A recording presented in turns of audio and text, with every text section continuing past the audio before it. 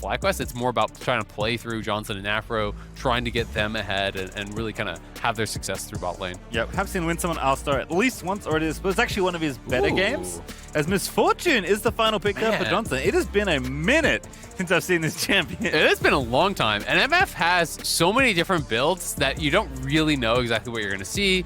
There's on hit, there's like these AP hybrid builds, there's full lethality for like the kind of ultimate one-shot. Let's get gaming, Azael. It's time. CNI versus FlyQuest. Still got first on the brain for the Cloud9 fans. For FlyQuest, it is a toss-up between where in the 4 through 6 you'll finish. Some of those numbers are better than others, I can tell you that much, especially with a 16 playoff being a lot more condensed than the summer will be. Absolutely. It's going to be a really interesting one. You know, very different styles of composition. Cloud9 very clearly want to play through sides. They want to be set up in a 1-3-1, utilize Blabber and Winsome to move around and kind of get those soul lanes ahead. Whereas FlyQuest really just want to group and wombo combo, like Malphite ulti, Nautilus ulti, Vex flies in, everything. But big health bar on the Malphite side as well. Kumo does have the shield. Blabber, in we go. Safeguards there. Going to launch on in. The Q hits, and Kumo now going to have a TP in to protect him. Blabber a little too low, and now Kumo maybe can jump in to turn it back around. So Koi's here, but Blabber's going to get away. Okay, not bad. I mean, it is just basically the flash for the TP and Ghost. So, you know, they do force that out of Takoi. It doesn't put Kumo that behind. The one thing is Kumo actually kind of has to focus on surviving and not farming, so he loses a little bit of CS. The big loss there is actually that Takoi loses TP. Big face check there. JOSEDEODO with the perfect timing onto Berserker. Q's going to land, slows out Berserker, but Afro's taking way too much damage. Thankfully, the turret's not going to kill him. Ignite's barely not enough. Oh, he leveled up. He leveled up there. I'm not sure if he would have actually gone down without that, but got a little bit dicey. Defend topside, well, but just TP back. You know, that is the advantage. So that little bit of pressure definitely helped him out. Berserker trying to hold on to that dash until he was at the mini wave. May have to flash. We'll see if he can sidestep, but... Oh, we got him! Afro! He's going to get the root on the other end. Good patience there. That might be enough. That is it! First blood over to Johnson. Afro played that so well. Just completely waited out. It's boots to no boots. So he's not going to hook early. He's going to walk up for the passive auto there for the root, but now it's a 50-50. The Dragon reset. Time to flip! Lee Sin's going to win it. The smite is good. Winsome, though, awfully low. Does get felled by Jose. So 1 kill for the Dragon. Yeah, 1 kill for the Dragon, and they get first blood on that bot side. So a nice little injection of gold there for FlyQuest. Yeah, definitely the threat of the hook is usually better than the hook itself, unless especially the hook if you suck. Yes, that's true. Never throw it and you'll never miss. Exactly. Hot tips from Azael. Fudge and Blabber onto Takoi. Uh-oh. Little Gloom proc. There's the Q. Blabber going in late, but trying to get the damage done. That's more than enough. Beautiful chain from Fudge. Sets it up for Blabber. Yeah, and that was actually really smart. You'll notice that C9, they didn't go in at the same time because they don't want to get hit by the same fear, but Blabber in trouble now. Good kick. Very late, but... The burn? Necessary. Still not enough. The burn is there, and Jose's going to grab the trade kill. Yeah, it just ends up going down. That is the power of the challenging smite and a red buff on top.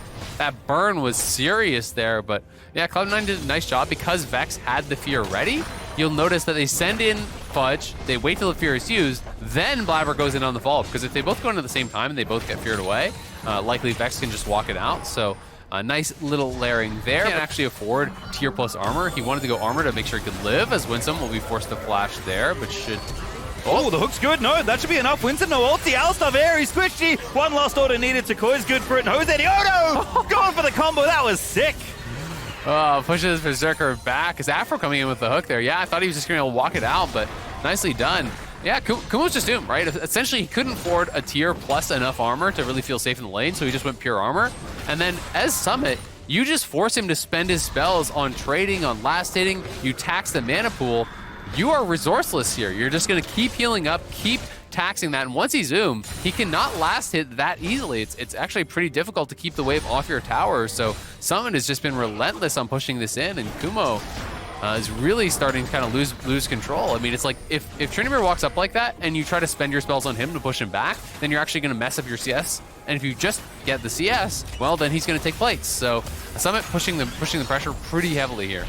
Bottom side, of course, is kind of the point for FlyQuest. They are up overall as a team, 1,200 gold, which is a testament to Johnson getting those 2 kills and some good plays around mid and bot, because let me tell you, the top lane diff is not healthy right now for the FlyQuest side, and they're even going to look for a dive here. Fudge and Winsome here to defend, but can't really do much as LeBlanc and Alistar. Yeah, and especially because Takoi's missing from mid, right? So they see Takoi go missing, and We have this kind of line of vision here, you know, across this area, all from FlyQuest there, and that is so that they can protect these roams. So anytime Vix goes into fog, Ezreal cannot face check that. No vision for Cloud9 as FlyQuest are invading for vision in C9's jungle right now. Fudge looking for Afro. Afro not 6. Winston with a good double pulp. He's 6 now as well. Afro is low. Blabber going to dive back in, and that's an easy kill for Fudge. Yeah, Afro going wide on that hook. I'm not sure if he was predicting a distortion to the side there or what, but either way, Fudge connects, Afro does not.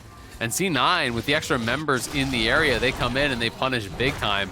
Kumo now has purchased up a bit of mana there with the Glacial Shroud, and it looks like someone is saying, all right, you can hold the tower, so now it's time to just start actually proxying the wave, potentially taking away jungle camps, just making it even more annoying, you know, and just really trying to continue keeping that pressure up. If he wants to play heavily to sides, I think he's going to go Kraken this game. I actually think Kraken is incredibly good on Tryndamere. In a lot of cases, it's kind of underrated. Both the attack speed passive is very powerful, especially with lethal tempo, to get that stacked up even faster. But of course, the true damage as well against an armor stacker is really, really valuable. If he wants to kind of just pressure side, push, and then move, we may just see him go Gale Force instead. Yep, he is one with the jungle, taking it away, stealing those camps. But again, on the bottom side, it's just this continual punishment here that they are enduring. Johnson did the tier start, so he's going to have a very early stacked tier. Of course, Berserker got one pretty early as well, so you know he's going to be equal to that. But it will be a fast 2 items here for Johnson, and then it's just going to be about setup. Like, can you actually lock people in place for him to make that happen? Decoy doesn't quite have the ulti. Yeah, it's just barely not off cooldown. And there's JOSEDEODO coming in as well to reinforce, but there is no dive. Probably just covering there in case Blabber wasn't there. We know Blabber was just topside though. Dropped the Herald there, giving Summit that first tower, which actually gives them the gold lead temporarily. FlyQuest now flipping it back to 500 ahead as Johnson's going to collect money on the other side. But still, if the C9 plan has to be, you know, make Summit as huge as possible, he's off to a very good start with that first tower gold. In a lot of cases. Also against poke teams. Like, we see so many poke teams, and I just think people still haven't adapted to the fact that it's like, even Fighter Mythic plus Warmogs gets you Warmogs active. Oh, just flashing on him. Vex ulti's going to hit the Mimic. Right on in. There's the W. Not quite enough range on the Fudge. And here's Blabber, but no turnaround to be had. Just covering for Fudge, who does get away. Yeah, flash for flash there. Jose and Fudge will trade. Nice little bit of pressure. As they're just kind of they've had Fudge down towards this bot lane a lot down, or, you know, at the very least, the loss of minions. Cloud9 here on that top side, though, will secure the Herald. And we'll see if anyone wants to start scrapping over these dragons, as it is going to be an Ocean Soul game, so pretty valuable, but it's been very low prio on the dragons early on. So it's kind of just really up to one team or the other to start prioritizing them and try to draw them towards them. And I think it's more important for FlyQuest to do it, given that they're really kind of set up for 5v5. So if they can get this vision, establish that around the dragon as they're trying to get all these key boards down, and try to have this kind of way to pull Cloud9 to you and force them to fight. On the C9 side, especially looking at Ezreal as always. Decoy is chilling in a potential 1v1. Fudge going to land the chain. Decoy getting bursted down. Fudge, does he have the 1v1 angle? It's looking close, but not going to go for it just yet. Last Q's not enough, so Decoy's going to get away. Yeah, nice little bit of pressure though. And with the Herald, that means they get tier 2. No one's actually going to be able to respond to this. Malphite's down bot side. I don't think he's TPing in to try to save this, so should be tier 2 gone. It will be this traded for the dragon on the other side. FlyQuest had a good setup with the vision. So Cloud9 want to play towards sides, just try to extend a gold lead before they potentially have to 5v5, because their comp really isn't built that well for it. You know, theoretically, someone who is very rich, you know, he can have that fight where he just like gets onto the backline and kills them off, but Winsome in trouble now. Ulti's going to follow Berserker, just barely gets out of the way, but I don't think Winsome's going to live to tell the tale. Kumo flies on in for the execution ulti. That's a lot spent, but they're going to try to get more off this. So, you know, if you can get the tower, it's pretty worthwhile. And I think they should be able to. We see that Summit is shown bot lane. We know he doesn't have TP, so they commit a lot to get this kill. They push in, they take the tier 1. FlyQuest doing a good job here. But yeah, it's gonna be really tough to actually try to pin down some of these carries on the other side. You know, Summit, if he can get in on a Johnson and kill him off, that's great. But with Nautilus and Malphite and Viego and the fear from Vex as well, you know, all pinning you down, it seems pretty tricky. Ooh, actually, I like this. Fudge shadowing the bottom side now. Kumo going to be the target. Like you said, it's very tanky on the armor side, but Kumo not so good against the LeBlanc, and Summit just going for it. He's just going to send it. He's got the ulti at the ready, and this should be a kill. The dive is good. Summit is going to flash in to finish it off. Yeah, flashing over the hook there. does get the kill, just has the chase down. They knew he had no ulti. He committed that mid lane, so with the Ghost, yeah, he flashes out, but you're just going to tank up that tower and go for it. And Fudge now going back in here on Afro. Oh, that's so much damage, but the burst isn't quite enough. Afro just tanky enough to live there. Ezreal ulti's going to cancel the back. Nope. Yep. Steps out of the way. I like them overloading the one side as they're going to try to get Fudge here again. Nice flash. Oh, can't flash this though. Nautilus ulti, the great equalizer. Vex is going to zoom on him, but the CC's not quite long enough. Merktred maybe saving Fudge's life there. Yeah, and they're on the Baron again. He's just soaking so much pressure. He's even TPing over here to the Baron. They're going to try to rush this down. Malphite ulti, there's two. MF ulti over the top as well. Summon is going to be... and the MF ulti steals the Baron. Blabber, he had to smite. He was so low, Kumo's going to die. But the steal from Johnson's going to save that play. Yeah, exactly. It looked like he had to smite for health. With Kumo flying in with the ulti, MF over the wall. Blabber's forced the early smite. And the Baron, it went down to, I want to say, like 60 or so. And it's actually the MF that takes it, which is so bad for C9, who thought they had the angle for such a good play cross map here. Instead, they lose 2 tier 2 towers. They lose the Baron as well. That one really, really hurts. Maiden. Johnson gets the Baron, and FlyQuest now fully in control.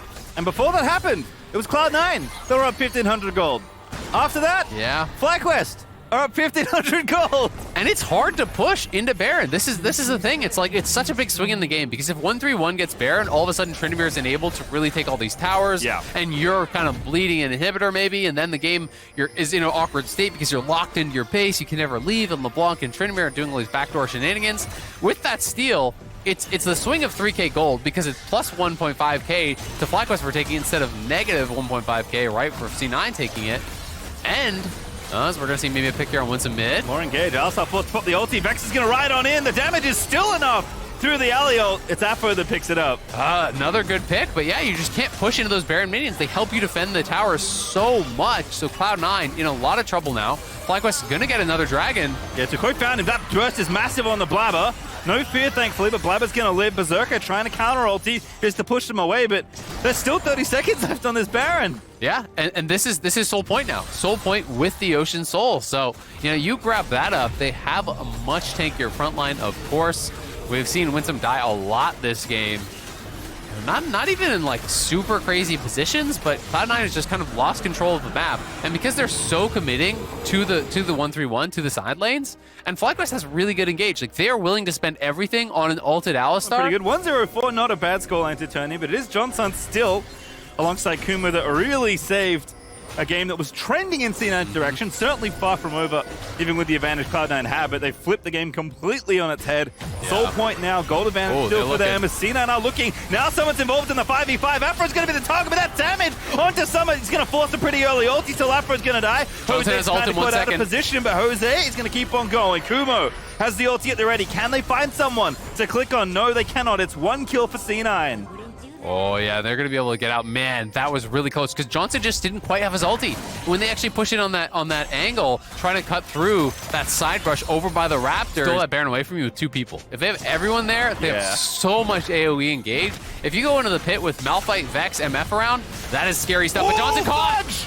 A flank, but a good stopwatch there. Johnson not going to be the target, but someone's going to spin on in. They need to get this kill, and they will. It's Fudge able to find the shutdown. Now Afro's just going to be left down the front line, and Nautilus can do nothing but die. Cloud9 find 2 around the Baron. That is massive for them, and they're going to turn right to the Baron. It's exactly what they needed. Fudge finding that pick onto Johnson, who just barely did not have the flash, and at a timing where they're going to be able to get Baron and grab that dragon during the Baron power play here. So push out the lanes, secure this dragon, stave off Soul. That'll buy Cloud9 a lot of time and a lot of gold here. Such a big deal to find that pick. Johnson was the key member here. They found exactly who they needed, and Fudge really has their summoners available besides Afro. So I think FlyQuest still want to scrap, Baron buff or not.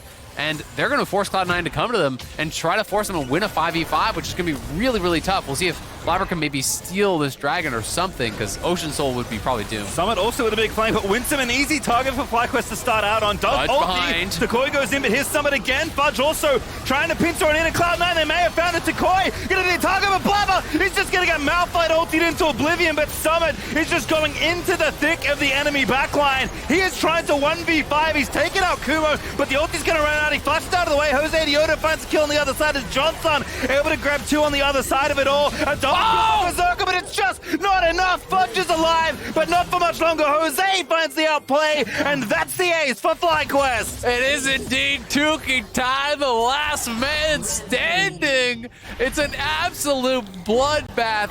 10 men enter, 1 man survives. Jose will reap the rewards. The Ocean Soul here, we can see it again. This was such a close fight here. Fudge going over the wall, trying to chunk Jose out because it initially looked like it might have been a fight for the dragon, but Winsome stepping forward, really getting focused in on Takoi, even committing the ulti. But as they stack up, Blabber sees the angle to try to go in, but it's the kick flash he's looking for. The Zonia's there was perfect from Takoi. He immunes the kick flash, so Blabber is stuck in no man's land, can't get anything done, gets burst down. Summit goes forward trying to bail him out, but then Johnson finding the angle, multi-man ult, knocks him down as Berserker and Fudge are scrapping it up against Johnson and Jose.